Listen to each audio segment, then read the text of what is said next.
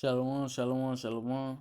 We'll start by saying, God praise to Yahweh, Bashem Yahushai, Bashem Rakakadash.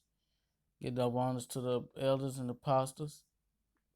Give double honors to the sincere Akim on the streets, preaching the word and the truth, and the sincere Akwaf that's listening. Today's lesson is on I had picked up this video and it was saying something about nuclear warheads. It said one bomb, one city, how many would die?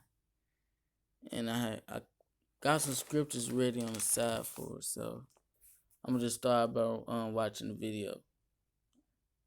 They've been wonderful to work with in terms of support and creative freedom, but they have allowed me to post the video. This man here made a video of how it would be, and he just got like a priest prize, so like YouTube let him post it. Here on my channel, so thank you to them, and here's the film. Imagine for a moment the unimaginable happened. A major city is hit by a nuclear weapon. Now, no number could account for all the devastation that would result. But we can put a number on the deaths. At least we can make an educated guess based on our understanding of what nuclear blasts do to city structures and people. We'll assume the bomb is detonated in the air to maximize the radius of impact, as was done in Japan in 1945. But here we'll use an 800 kiloton warhead, a relatively large bomb in today's arsenals, and 100 times more powerful than the bomb dropped on Hiroshima. Upon detonation, a fireball as hot as the sun would expand to a radius of 800 meters. Those near the blast would be vaporized. And within a 2-kilometer radius, all buildings would likely be destroyed. I had to stop it. First verse came up to my head was Isaiah 95. I'm finna go to it because it's basic. Wait, hold on. It's basically going to I'm gonna just go to it.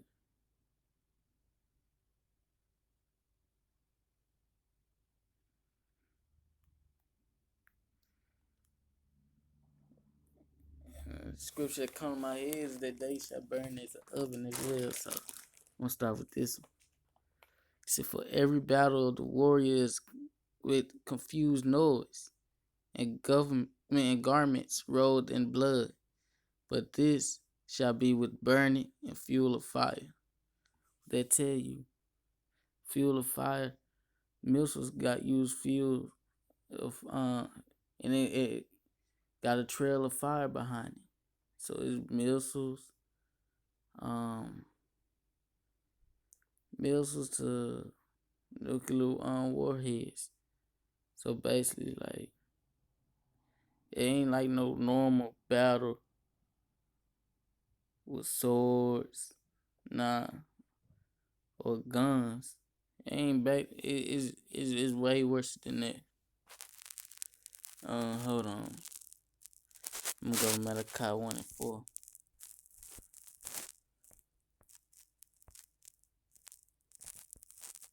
Malachi 1 and 4. Cause that fireball where he said, here we go. Whereas Edom said, we are in Proverbs. Wait.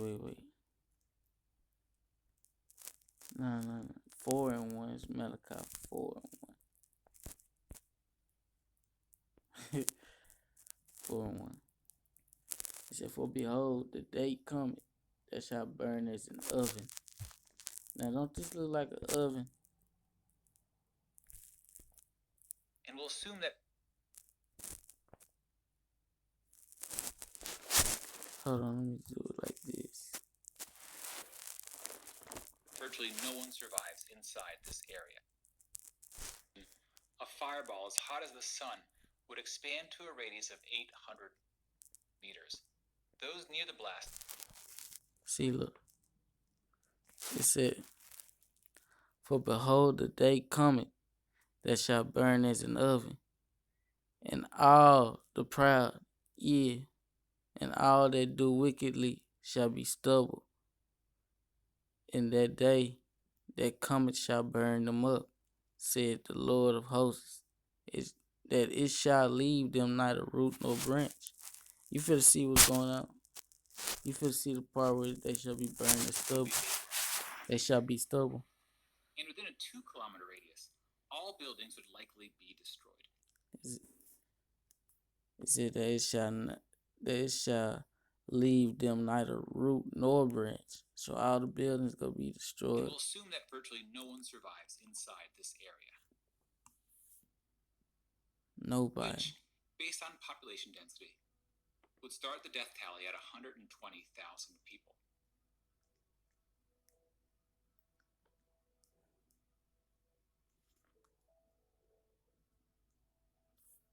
As you move further away from ground zero, estimating deaths becomes more complicated. From as far away as 11 kilometers, the radiant heat from the blast would be strong enough to cause third-degree burns on exposed skin. And as you get closer to the blast, the heat becomes so intense that clothing, even skin, would ignite into flames. That said, most people in the city would be indoors or otherwise sheltered from direct exposure.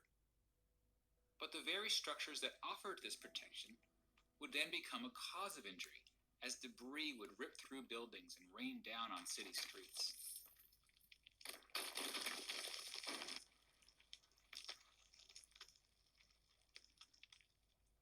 As a rough estimate, we can assume that half the people between 2 and 11 kilometers from the blast are killed, from burns, debris, smoke, collapsed buildings, and radiation sickness.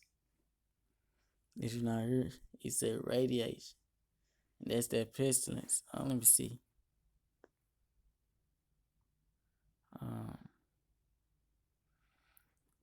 Pestilence.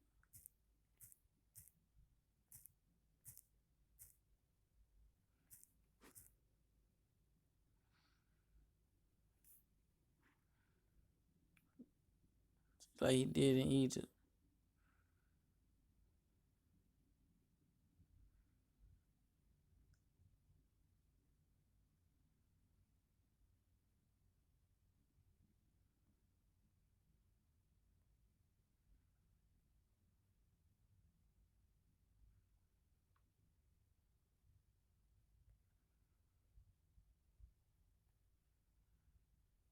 Alright, I'm gonna read.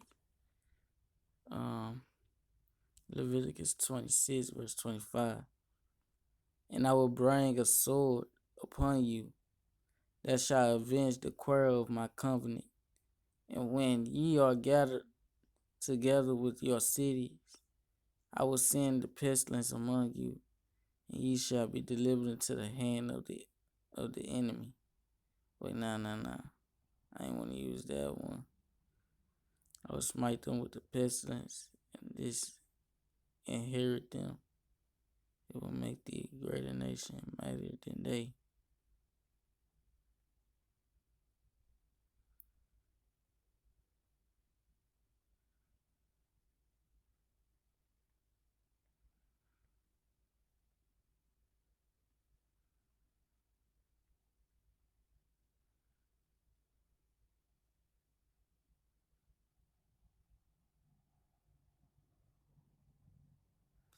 I'm gonna see Kings, First Kings.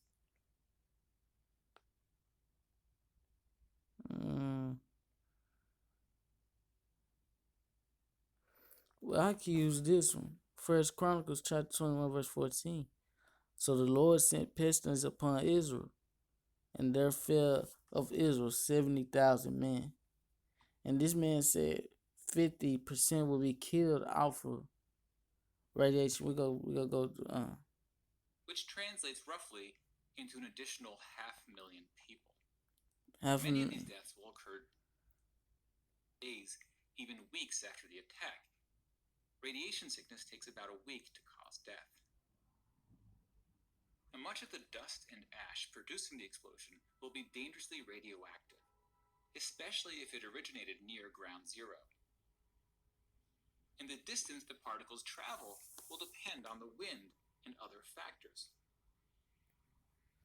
There you go, First Chronicles 21:14. So the Lord sent pestilence upon Israel, and there fell of Israel 70,000 men. So the Lord will be sending the radiation throughout the however many kilometers. I think he said 11. Out of the 11 kilometers. And he said around 5. It'll take a week for it to murder people, to kill. And it depends on how everybody's immune system not the same. So people will die quicker and faster than others. I'm going to go on with the video. Now, since this simulation is of an airburst attack, it will produce significantly less radioactive fallout than ground attacks targeting missile silos or bunkers. So we'll go with a relatively small number of deaths outside the 11-kilometer range. If it were a surface blast, the fallout deaths could surpass all other deaths combined, but it's a very difficult number to predict. In theory, radiation deaths can be reduced if people can avoid exposure to the fallout, especially during the critical first few days. Fallout shelters were common during the Cold War, but people rarely build shelters today. Fallout shelter is basically like a underground bunker, which nobody didn't really have on the government. But they ain't gonna save them. For the Lord said, many fishers shall become many hunters. I mean, he's roughly paraphrased, but which means his fishers gonna become hunters, and it's not gonna save them. Back to the video. And schools no longer practice nuclear war drills. We generally talk less about surviving a nuclear attack. And in a way, it's good that we're less afraid of the bomb now that the Cold War is over. When nations are less on edge, the risk of accidents is arguably reduced. You hear this, man? You should be more afraid now than back in the day. They only had grenades, tanks, missiles. A missile is not messing with no whole nuclear warhead. This man is out of his mind. Well, he think she shall dwell forever. I can't not. I don't know the scripture yet. I'm just roughly paraphrasing. But that's what I'm trying to say. He think Babylon gonna last forever. Just cause warheads. Which he do not know that the Lord, he had no understanding of the Lord that I'm gonna go ahead and go to 2 Peter. He just don't know that the Lord got something planned. And it's not nothing good. It's good to the Israelites. Genuine, sincere Israelites. Not the Gentiles. The Israelites that believe and is trying to do better. 2 Peter chapter 3 verse 10. Yeah, she's talking about so. It's actually, well, he crazy. But the day of the Lord will come as a thief in the night, in which the heavens shall pass away with great noise, and the elements shall melt with fervent heat, and the earth also and the works that are in shall be burnt up. I'm finna go back to it.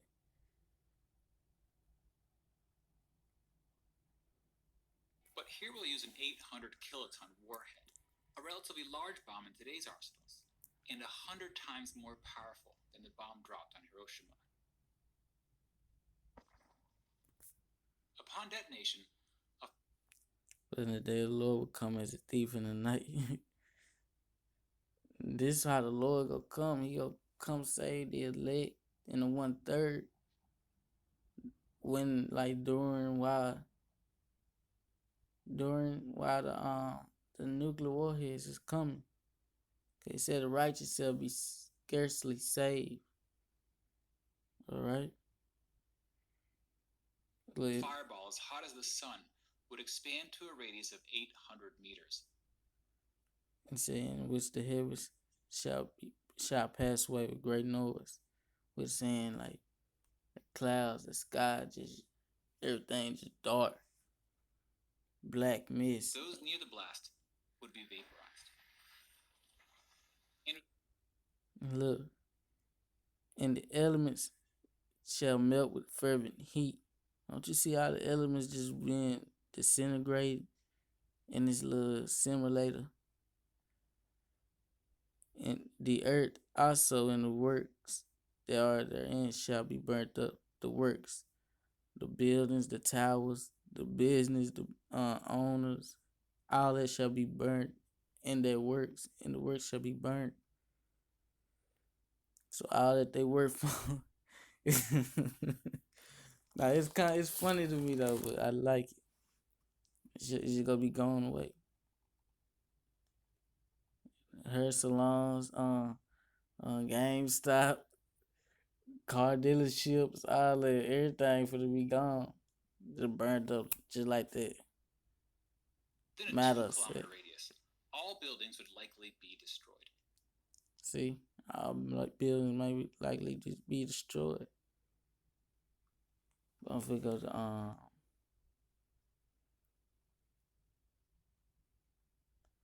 I'm gonna go to Luke. I'm gonna end it with Luke 29. Luke chapter 17, verse 29. Verse 29 and 30. Alright.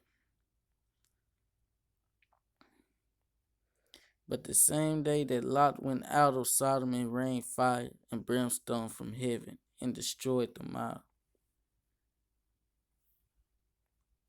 Even thus shall it be in the day when the Son of Man is revealed. So even the simulator showing you with this video this man made. Upon detonation, a fireball as hot as the sun would It rained fire and brimstone from heaven and destroyed them all. Even thus shall it be in the day when the Son of Man is revealed.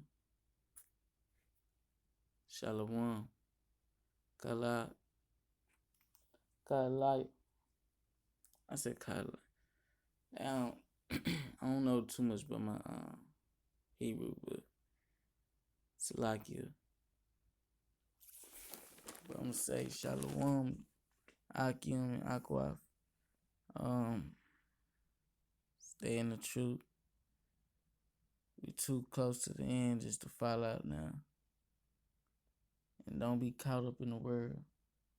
I know some of us have. I can speak for myself. I've been too caught up in the world. But I need to balance it back out. Get back with the scriptures. It's Shalom.